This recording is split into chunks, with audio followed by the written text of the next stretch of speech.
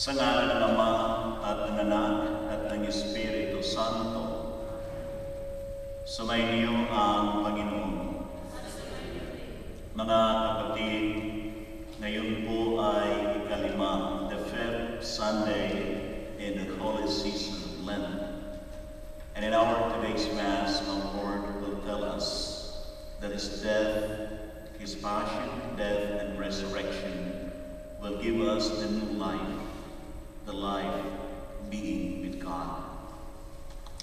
At mga kapatid, aminin natin ang ating mga kasalanan upang tayo'y maging marapat umanap sa banal na pagdiriwang.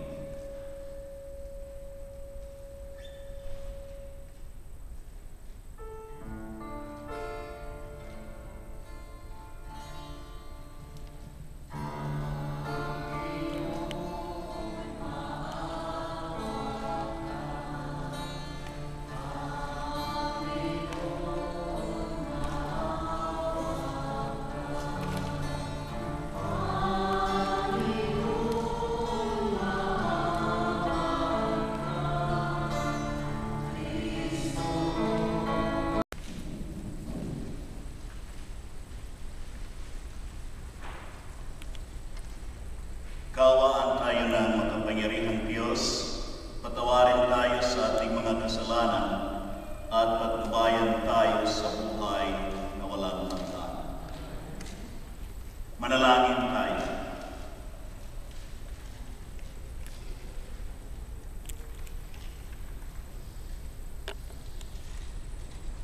Ama naming makapangyarihan, alang-alang sa dakilang pag-ibig ng iyong anak, na siyang nagunsod upang mahalin niya ang lahat. Ano pat kusa niyang inam ang mamamatay para sa sanlibutan. Kami naway masigasig na tumahak sa kaniyang dinaanan, sa iyong pag-akay at sa kaniyang pamamagitan, kasama ng Espiritu Santo, magpasa walang hanggan.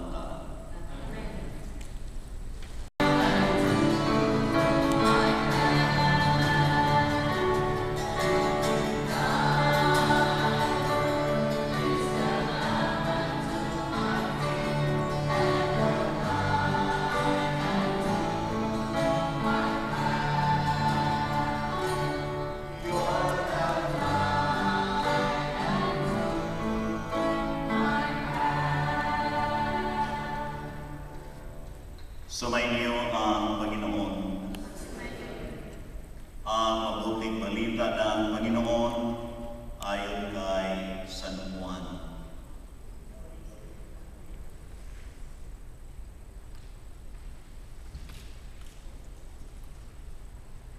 Noong panahong iyon, kabilang ang ilang Griego sa mga pumunta sa piyesta upang sumamba. Lumapit sila kay Felipe na taga Bethsaida, Galilea, at nakiusap, "Ginoo, ibig po naming makita si Jesus." Sinabi ito ni Felipe kay Andres, at silang dalaway lumapit kay Jesus at ipinaalam ang kahilingan ng mga iyon. Sinabi ni Jesus, "Dumating na ang oras upang parangalan ang anak ng tao. Tandaan ninyo, maliban mahulog sa lupa ang butil na trigo at mamamatay, mananatili itong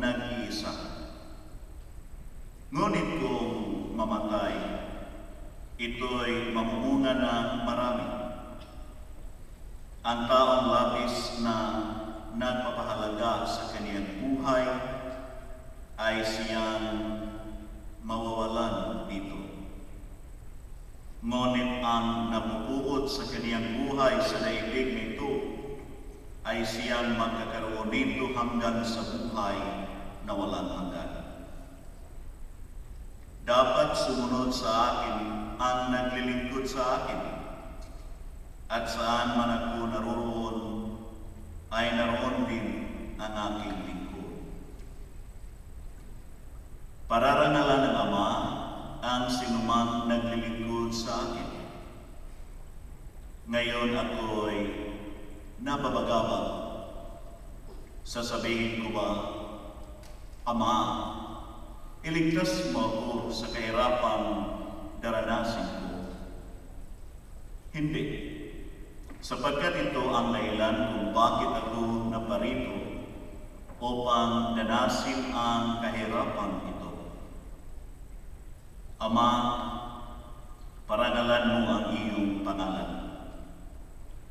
Isang tinig mula sa langit ang nagsabi, pinarangalan ko na ito at muli kong pararangalan. Narinig ito ng mga taong naroon ang sabi nila, kumulo. Sabi naman ng iba, nagsalita sa kanya ang isang anghel. Sinabi ni Jesus, ipinarinig ang tinig na ito dahil sa inyo, hindi dahil sa akin. Panahon na upang hatulan ang sanlibutan. Itataboy ngayon sa labas ang pinuno ng sanlibutan ito. At kung ako'y maitaas na, ilalapit ko sa akin ang lahat ng tao. Sinabi niya ito upang ipakilala kung paano siya mamamatay. Ang mabuting balita ng Panginoon. Please be seated for. So meaning to say, a husband and wife came upon a wishing well. The wife leaned over, made a wish, and threw in a penny. The husband decided to make a wish too, but he leaned over too much, fell into the well, and drowned. The wife was stunned for a moment, but then smiled. It really works. The sufferings and death of Jesus bring salvation to all. Jeremiah, in the first reading, shares a message of hope, promising that despite the many breaches their faithfulness has caused, and in order to put an end to the alienation that comes with sinning, God will make a new covenant with the people of Israel. This covenant promised by Jeremiah was extended to include all of sinful humankind in Jesus. For such a covenant, Jesus was willing to die, sealing the relationship with his own blood on the cross.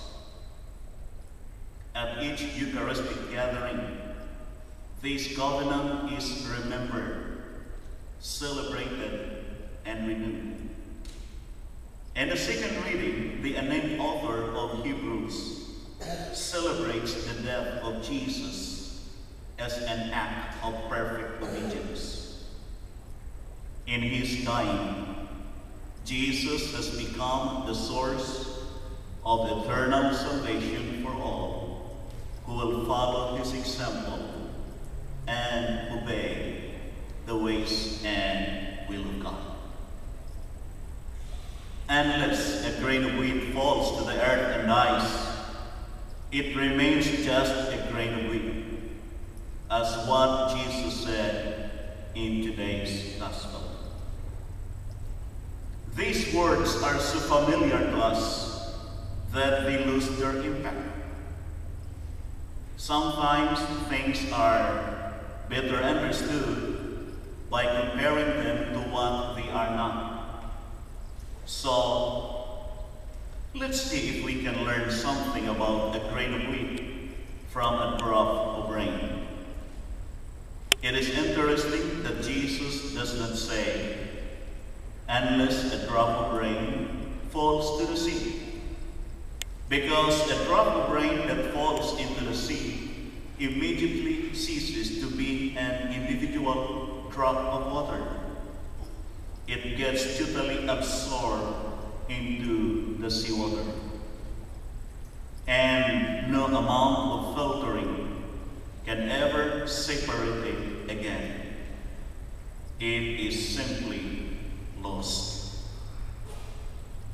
Jesus uses the metaphor of the sea. What he says with his metaphor is that the seed becomes something else, even something better than it was. But first, it has to actually die. We must understand that literally. We die as a seed dies.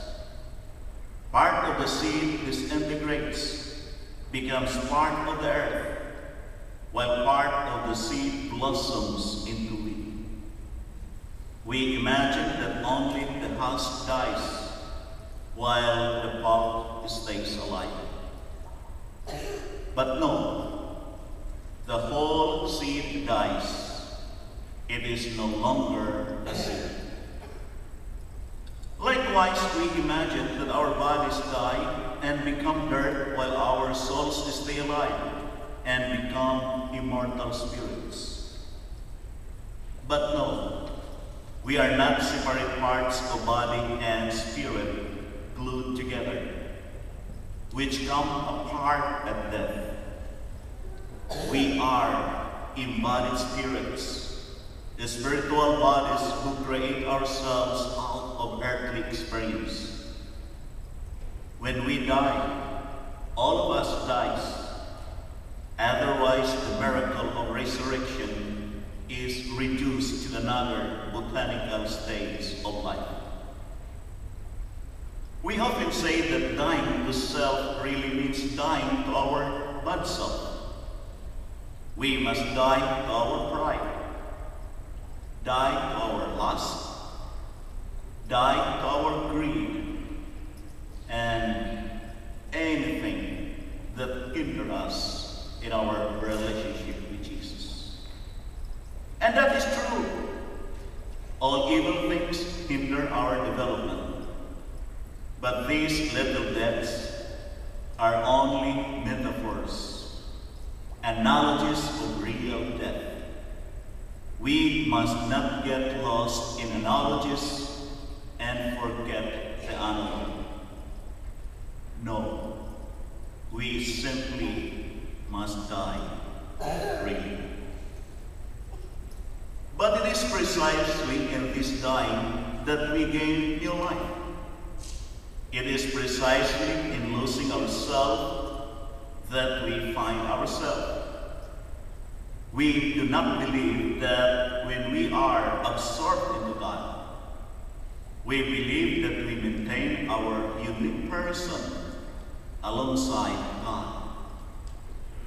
To us as Christians, God is more than a thing or more than an idea, an ideal or a perfection. God is a person. You cannot love perfection or ideal.